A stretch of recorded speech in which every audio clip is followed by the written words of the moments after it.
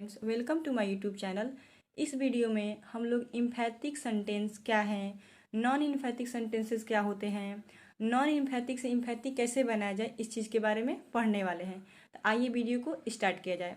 तो हमारा पहला क्वेश्चन यही होगा कि जो ये इम्फैथिक है EMPHATIC, इस इम्फैथिक का शाब्दिक अर्थ क्या होता है, यानी कि इसका मीनिंग क्या होता है। तो जो ये इम्फैथिक है इसका मीनिंग होता है जोरदार। जोरदार का अर्थ है दबाव देना, दबाव दबाव। ठीक, तो अगर किसी सेंटेंस में वर्ब VERB वर्ब के ऊपर दबाव दिया जाए तो उसे ही इम्फैथिक सेंटेंस कहते हैं। तो आइए पहले इसके डिफिनेशन को लिखा जाए। तो देखिए इसका डिफिनेशन ये हो जाएगा कि यदि किसी वाक्य में मेन वर्ब का मतलब क्या होगा, मुख्य क्रिया पर दबाव दिया जाए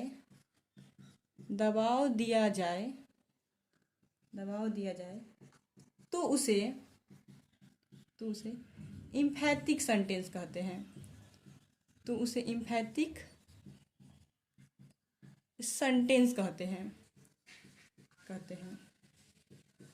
और यदि नॉन इम्फैथिक की बात किया जाए तो जो नॉन इम्फैथिक होता है इसमें यही होता है कि मेन वर्ब के ऊपर यदि दबाव न दिया जाए, यानी कि जो ये मेन वर्ब है इसके ऊपर दबाव नहीं देंगे तो वो नॉन इम्फैथिक कहलाएगा। नॉन इम्फैथिक में दबाव नहीं देना है। तो यदि मेन वर्ब के ऊपर दबाव न दिया जाए तो उसे नॉन इम्फैथिक सेंटेंस कहते हैं, और यदि मेन वर्ब के ऊपर दबाव दिया जाए तो उसे इम्फैथिक सेंटेंस कहते हैं। तो हम लोग को मेनली इस वीडियो में इम्फैथिक सेंटेंस के बारे में ही पढ़ना है कि अगर कोई नॉन इम्फैथिक सेंटेंस है तो उसको इम्फैथिक कैसे बनाया जाए। तो आप लोगों को आई होप समझ में आया होगा कि इम्फैथिक और नॉन इम्फैथिक क्या है। तो वही इम्फैथिक का मतलब हो जाएगा कि मेन वर्ब के ऊपर दबाव दिया जाए तो इम्फैथिक, और दबाव मेन वर्ब के ऊपर न दिया जाए तो नॉन इम्फैथिक। तो देखिए ये इम्फैथिक से नॉन इम्फैथिक, आइए एक बार फिर से इम्फैथिक और नॉन इम्फैथिक को समझ लिया जाए। तो ध्यान रखिएगा कि यदि किसी वाक्य में मेन वर्ब के ऊपर दबाव दिया जाए तो उसे इम्फैथिक सेंटेंस कहते हैं, और यदि दबाव न दिया जाए तो उसे नॉन इम्फैथिक सेंटेंस कहते हैं। तो हम लोग आगे अब स्ट्रक्चर को देखेंगे कि इम्फैथिक सेंटेंस का स्ट्रक्चर क्या होता है, और नॉन इम्फैथिक सेंटेंस के स्ट्रक्चर को भी देखने वाले हैं। तो पहले मैं इसे साफ कर दे रही हूँ, उसके बाद आगे स्टार्ट किया जाए। तो आइए इम्फैथिक और नॉन इम्फैथिक सेंटेंसेस के स्ट्रक्चर को समझा जाए। तो जो ये नॉन इम्फैथिक सेंटेंस होता है उसका स्ट्रक्चर होता है subject plus main verb plus object या अदर वर्ड।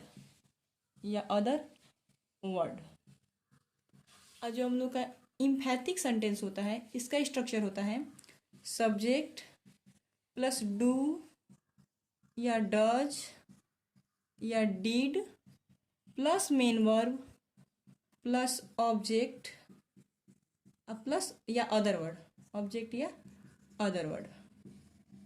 तो इम्फैथिक और नॉन इम्फैथिक में यही अंतर है कि मेन वर्ब से पहले जब डू डज डिड में से किसी एक का प्रयोग न हुआ हो तो उसे नॉन इम्फैथिक सेंटेंस कहते हैं, और जब मेन वर्ब से पहले डू डज डिड में से किसी एक का भी प्रयोग हुआ हो तो उसे इम्फैथिक सेंटेंस कहते हैं। आइए इस एग्जाम्पल के माध्यम से समझा जाए। तो देखिए एग्जाम्पल, आइए इन दोनों एग्जाम्पल को समझा जाए कि इन दोनों एग्जाम्पल में से कौन सा एग्जाम्पल इम्फैथिक है और कौन सा एग्जाम्पल नॉन इम्फैथिक है।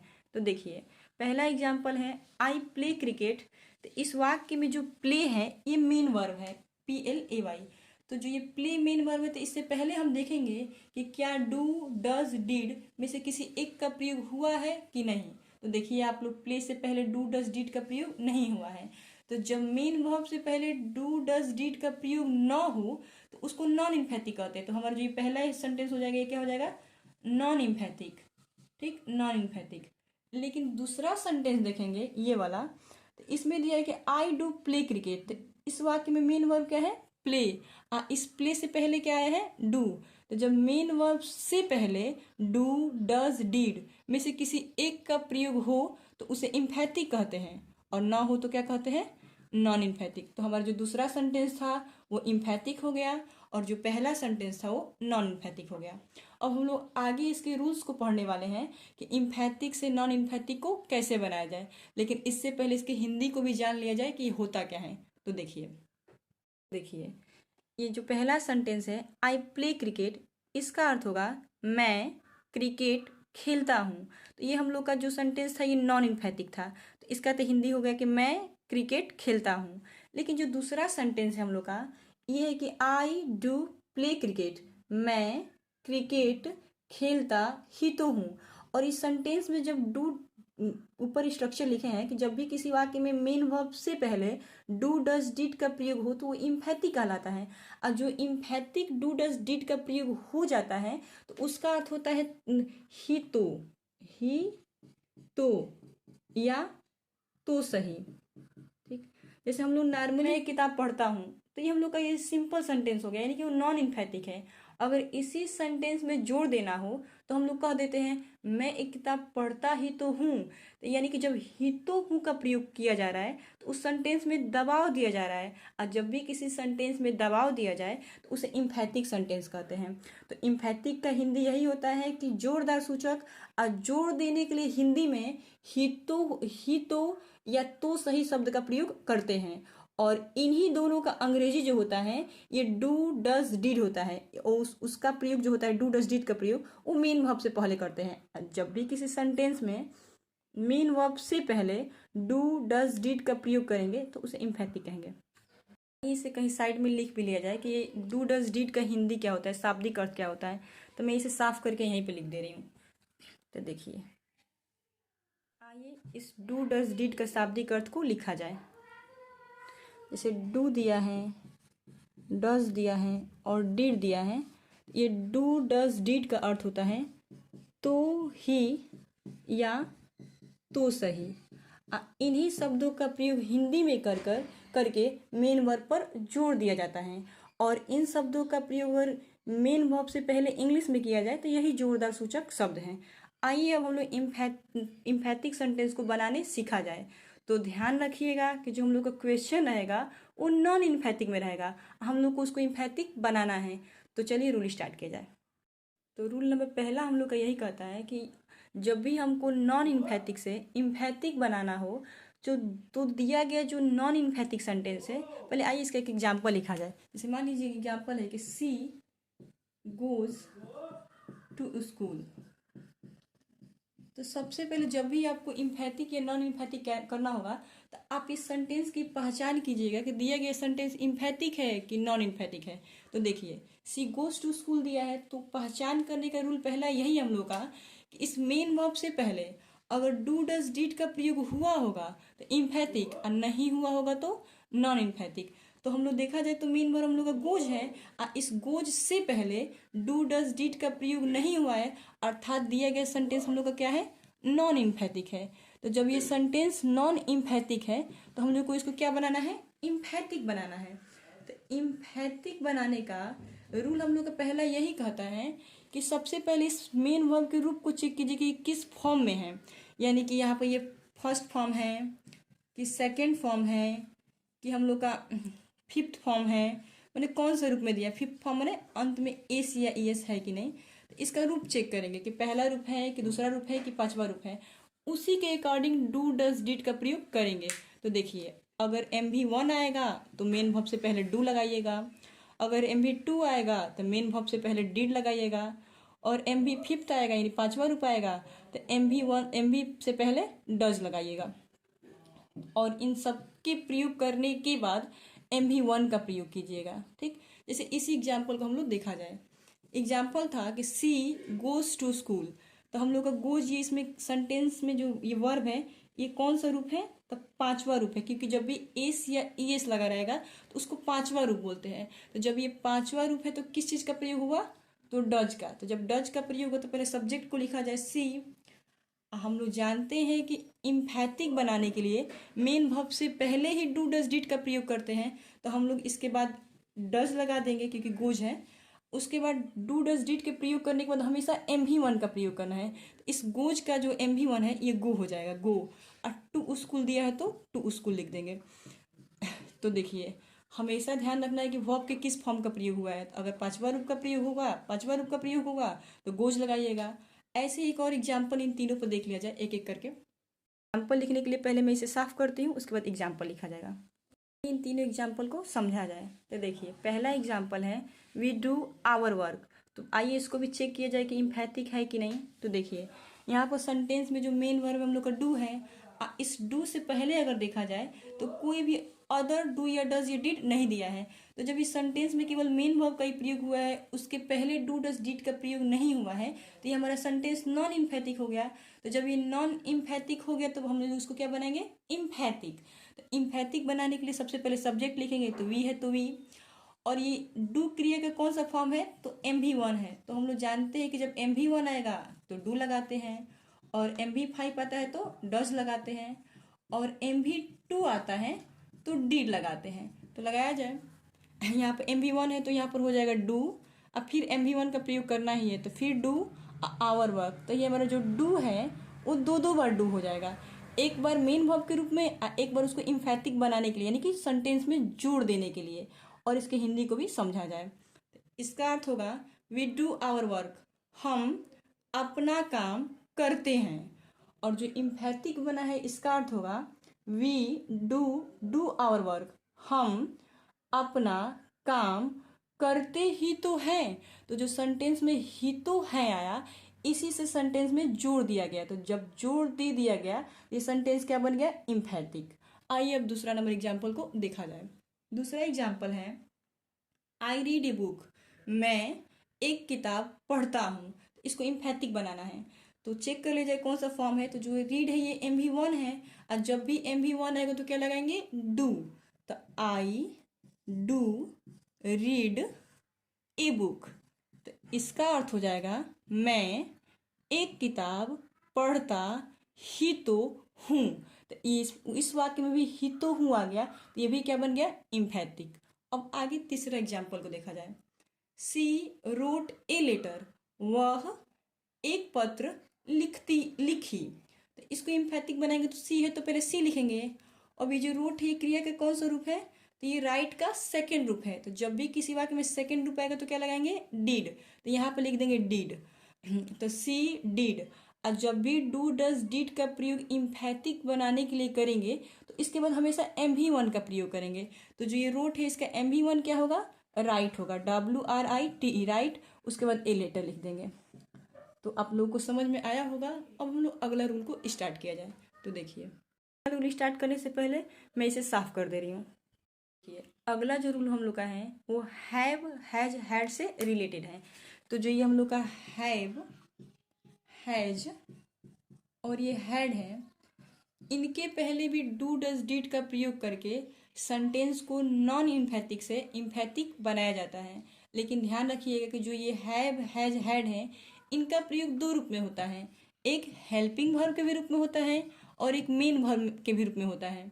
तो जब सेंटेंस में इन हैव हैज हैड का प्रयोग मेन वर्ब के रूप में हो तो इनसे पहले डू डज डिड का प्रयोग करके इम्फैथिक बनाएंगे, और यदि मेन वर्ब के रूप में हेल्पिंग वर्ब के रूप में हो तो इनसे पहले डू डज डिड का प्रयोग करके इसे इम्फैथिक नहीं बनाएंगे, क्योंकि इम्फैथिक हमेशा मेन वर्ब से पहले डू डज डिड का प्रयोग करके ही बनाया जाता है।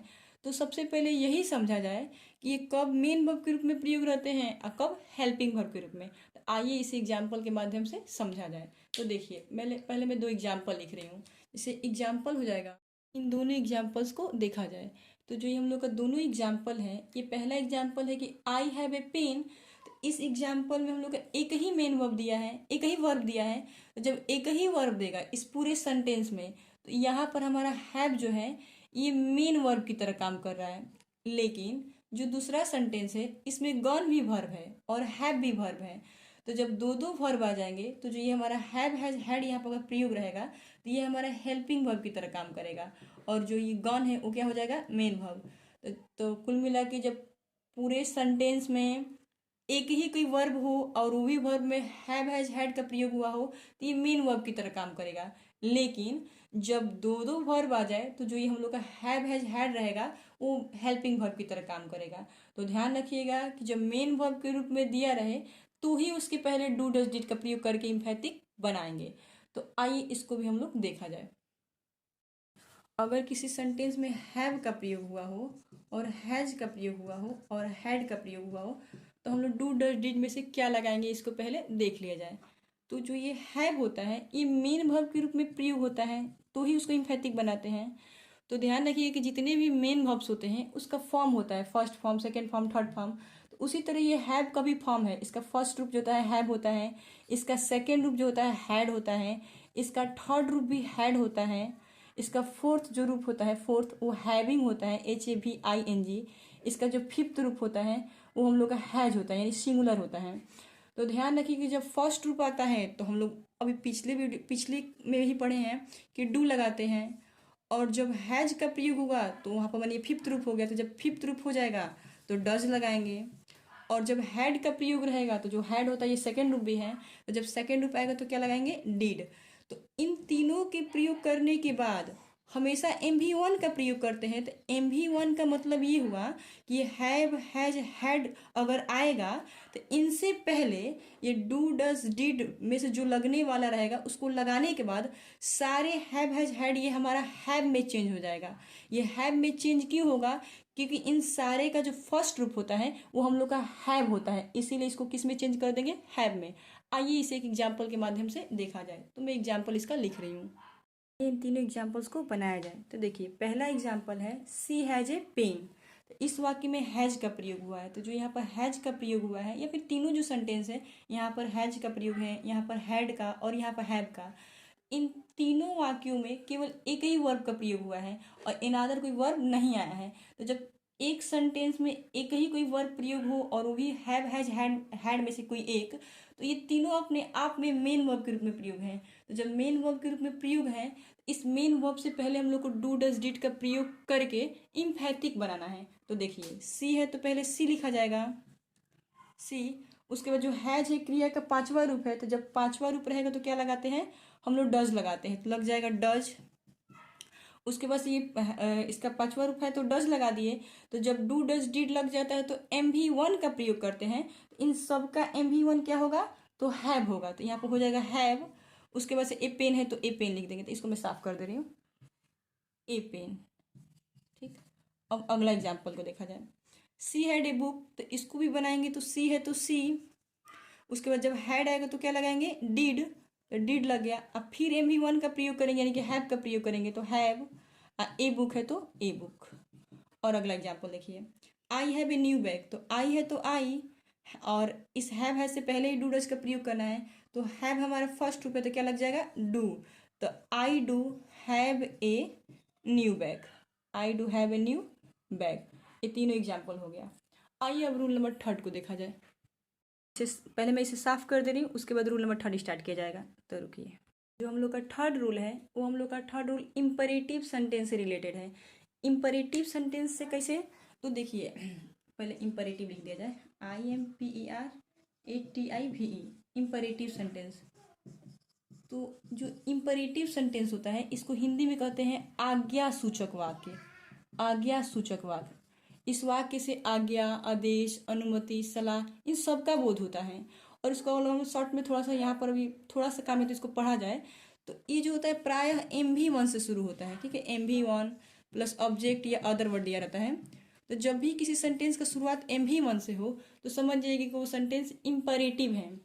तो इसको अगर इम्फेटिक बनाना हो तो हमेशा इम्परेटिव सेंटेंस में डू का प्रयोग करके ही इम्फेटिक बनाते हैं, डू का प्रयोग करके प्रयोग करते हैं, डू का प्रयोग करते हैं यानी कि डू का प्रयोग करके ही उसको इम्फेटिक बनाते हैं।